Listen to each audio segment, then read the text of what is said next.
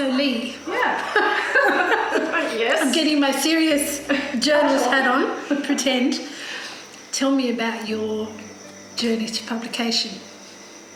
All right. Well, we have to go back a long way. With Alan and Unwin. Oh, with Alan and Unwin. Yeah. I have written 2 previous books set in Charlotte Pass. So this, I was determined to set a book in Charlotte Pass. Both of them are in the bottom drawer. One's a YA and the other one's, when I was just starting out, I was learning all this and it's really bad. So it's in the bottom drawer as well. But I had the setting for so long with this book, but I needed the story. I needed the plot. I needed the murder plot. So I've had 6 romantic suspense novels published.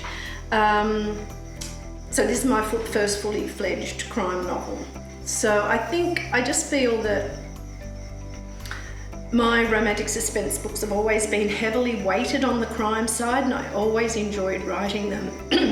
The crime part of the story more than the romance. I'd get to the romance bits and I would think, oh God, it'd take me ages to write it, and I'd be like trying to get blood out of a stone, and I'd be like, kudos to all the romance writers that write a lot of them, those stories, because it's not easy. No, it's not. I found the crime parts a lot easier to write, and I'd race through those. So I had 4 romantic suspense and 2 rural suspense with Harlequin HarperCollins. I think though that it was a great grounding for me because the romantic suspense let me do that emotional journey, whereas in this it's the plot that drives the story.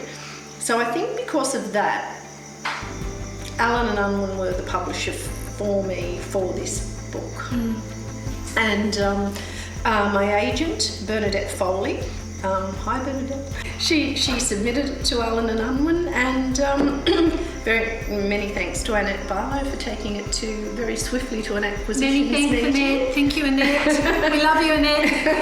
And and I just went from there, and it's really worked out well for me. So that was my journey. I mean, I worked while I was raising the children and all of that. I didn't really have a lot of time to write, like many women. Don't have a lot of, they're writing in snatches of time that they have.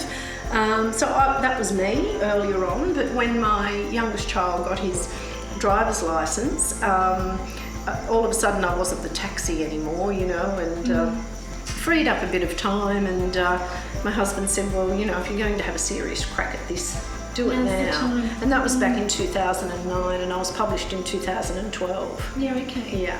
Which is great. My journey to publication.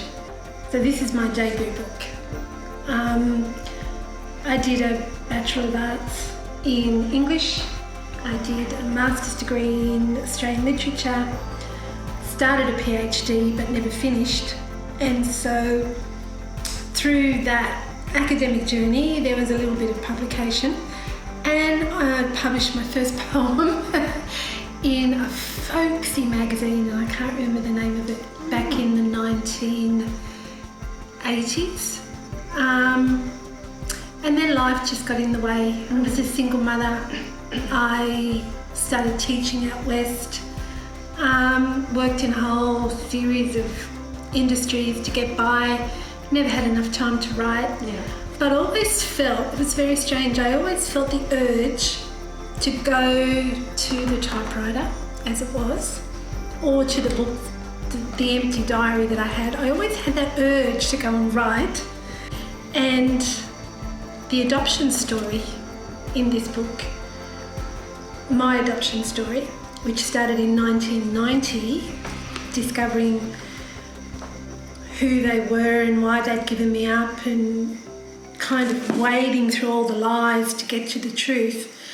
I started writing this book because I was so furious with the fact that they'd kept all that information from me, and I wanted to make myself get all of me, get it all from them, understand it all, and put it down and put myself out there.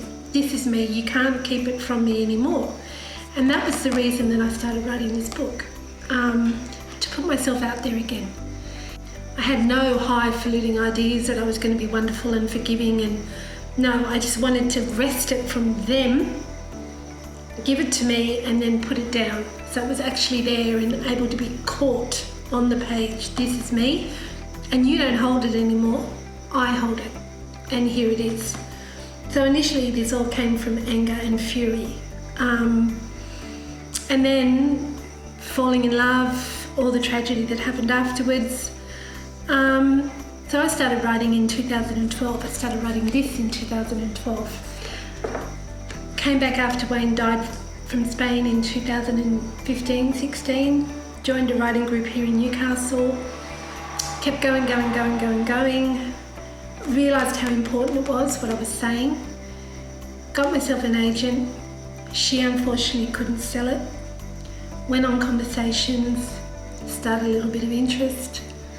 Got myself a new agent, or he got me, actually. I didn't get him. He got me, and put it into Allen & Unwin, and 6 weeks later we had a deal. Fantastic. And I love that word, highfalutin.